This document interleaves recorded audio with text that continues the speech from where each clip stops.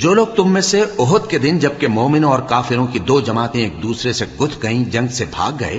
تو ان کے بعض افعال کے سبب شیطان نے ان کو پھسلا دیا تھا، اور یقیناً اللہ نے ان کا قصور معاف کر دیا، بے شک اللہ بخشنے والا ہے، بردبار ہے۔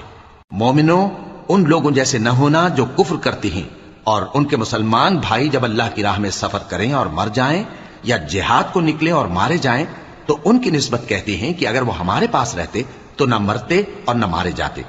یہ اس لیے کہ اللہ ان لوگوں کے دلوں میں افسوس پیدا کر دے،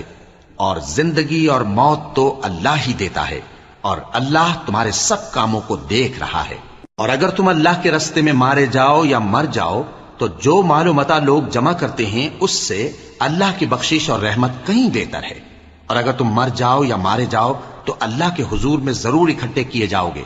پھر اے نبی، اللہ کی مہربانی سے تم ان لوگوں کے لیے نرم مزاج واقع